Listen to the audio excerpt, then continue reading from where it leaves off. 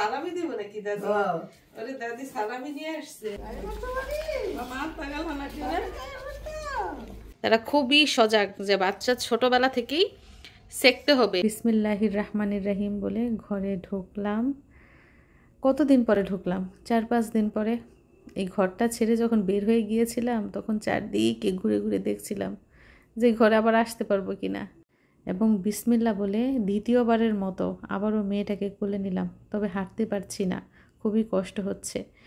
যাই হোক, 4-5 দিন পরে বাড়িতে আসলাম। আমার মনে হচ্ছে যে 4-5 বছর পরে বুঝে আসলাম। আমার মনটা না বাড়িতে পড়েছিল, যদিও আমার দেহটা পড়েছিল হাসপাতালের বিছানায় শুয়ে শুয়ে ছটপট করছিলাম ব্যথায়, যন্ত্রণায়। তো বাড়িতে আসলে কি হবে, আমার যন্ত্রণা ব্যথা কিন্তু এখনো সারে নাই। ফুল দিয়ে ওয়েলকাম জানানো হয়েছে আমাদের রাজকন্যাকে। বাড়িতে প্রথম পা রাখলো। কোথায় থেকে গেছি, আবার কোথায় থেকে চলে আসলো।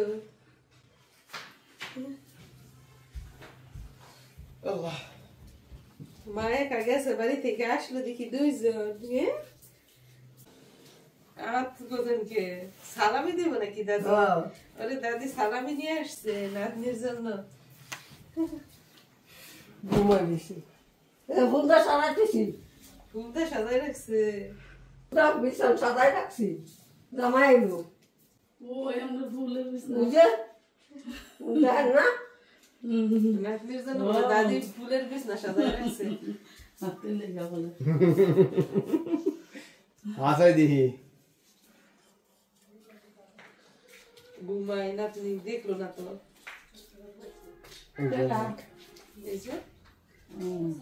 বালিশ দিয়ে সহায় দেবি ফুলের মাঝে।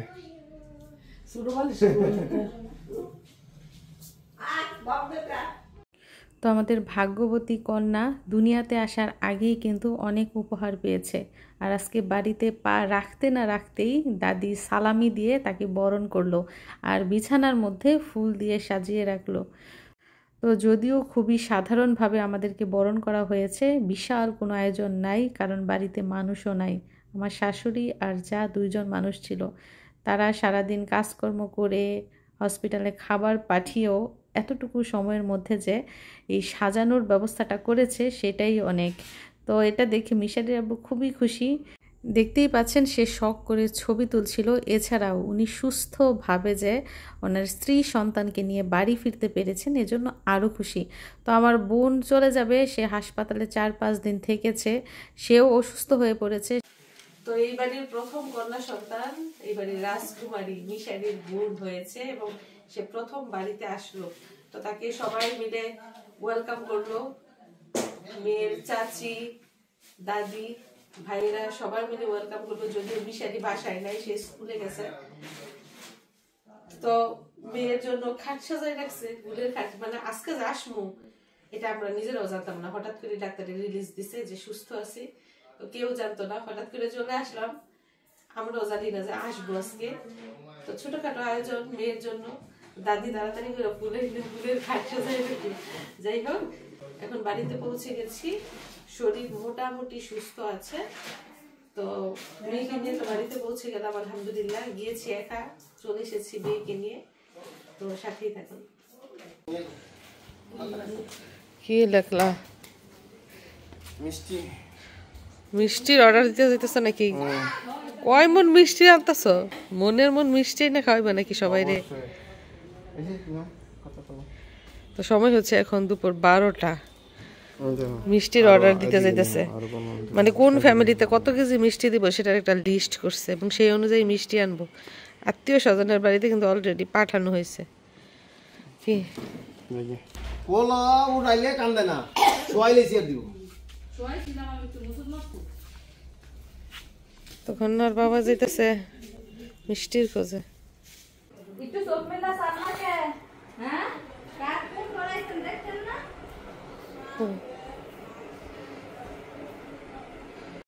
তো এখন সময় হচ্ছে দুপুর 2টা।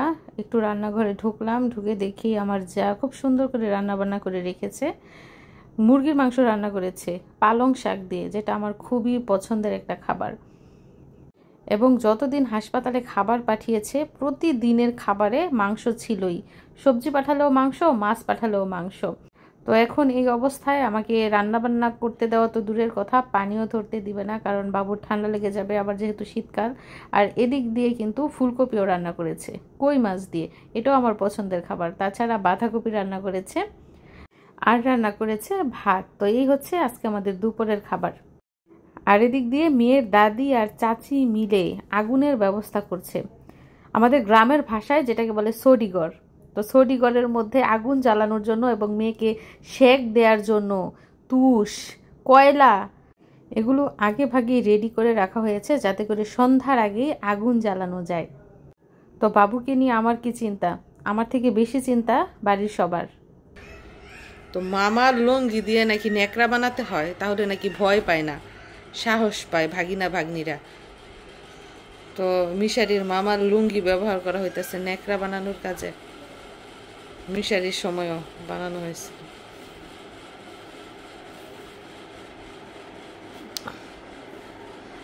যদিও এখন এগুলো ইউজ করা হয় না, ডাইপারই ইউজ করা হয়,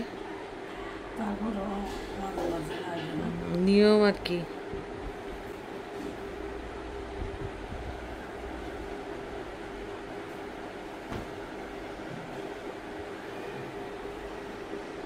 ওই ওয়ারড্রপ ভরা মিশারির কাঁথা, তারপর কাপড় চোপড়ে। মিশারির বলে, মিশারির বোনের মুখ দিয়ে শুধু মিশারি আসে।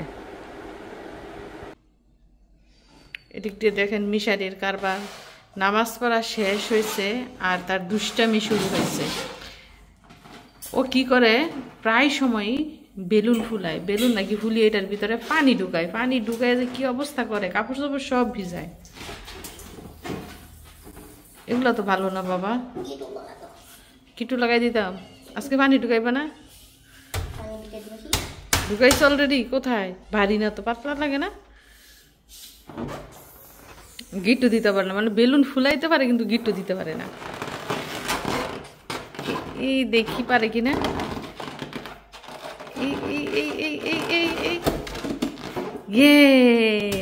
মিশারি উইন।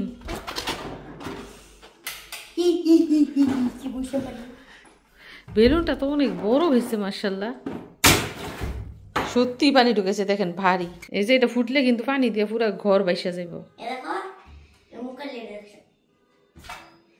দেখছি তো, দেখছি তোমার ম্যাজিক। এদিক দিয়ে আগুন ধরিয়ে ফেলা হয়েছে সন্ধ্যার আগে, এই আগুন দিয়া সেকা হইব। তুষ দিয়ে আগুন ধরানো হয়েছে।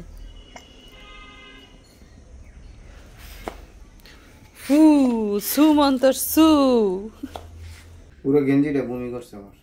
কোথায় যাও? কে বমি করছে? বাবু তোমার কোলে বমি করে দিছে? আরে মায়া লাগাইতেছে, মায়া বাড়াইতেছে। কোথায় যাও এখন? ঘুরে আসো না, আমার জন্য গিফট দেখতে যাইতেছ? তাড়াতাড়ি চলে আইসো।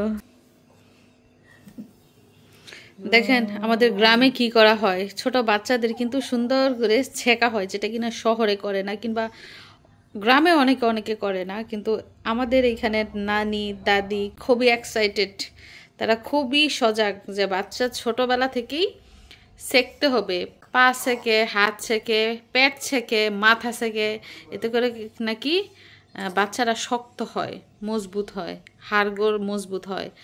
তারপরে ঘাড় সেঁকে, মানে ঘাড় যাতে তাড়াতাড়ি সোজা হয়।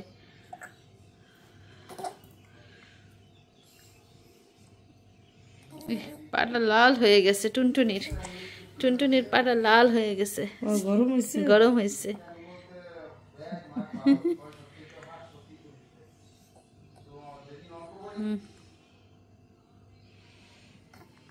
তো ভালোই লাগতেছে কিন্তু আগুন।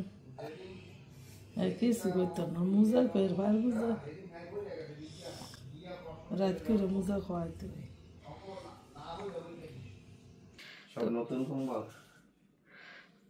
তো এখন সময় হচ্ছে রাত 10টা। মিশারির আব্বু ছেলে মেয়ে দুজনকেই শুইয়ে দিয়েছে, দুইজনকে দুই কম্বল দিয়া, একজন নীল কালারের কম্বল নিয়ে শুইছে, আর একজন কি কালার, লাল, নীল, সাদা, হলুদ, রং ধনু কালারের কম্বল নিয়ে শুইছে। মিশারি আমার মনে হচ্ছে বিছানার কালার আর কম্বলের কালার একদম ম্যাচিং হয়ে গেছে। নতুন কম্বল নিয়ে শুইছে আজকে মিশারি। কেমন লাগছে নতুন কম্বলটা নিয়ে? নতুন গন্ধ, ওয়াও। কেন শীত লাগে? পাতলা না? পাতলা কম্বলই তো ভালো রে বাবা। কম শীতে এই কম্বলই ঠিক আছে, বেশি শীতে ভারী কম্বল। এখন উঠে গেছে আমার রাজকন্যা, উঠে গেছে। তো কন্যা সন্তান হচ্ছে আল্লাহর দেয়া নিয়ামত, আল্লাহর দেয়া রহমত। আর এই রহমত নিয়ে আজকে হাসপাতাল থেকে বাড়িতে চলে আসলাম। আশা করি আমাদের মেয়ের ভাগ্যে, মেয়ের বাবার আরও বেশি উন্নতি হবে। তো দেখতেই পাচ্ছেন রাত দিন কেটেছে আজকে হাসপাতাল আর বাড়িতে, এবং প্রথম দিন সবার সাথে কিন্তু খুব সুন্দরভাবে কাটিয়েছি, যদিও আমি খুবই অসুস্থ। তো সবাই আমাদের জন্য দোয়া করবেন, ভালো থাকবেন সবাই। আল্লাহ হাফিজ।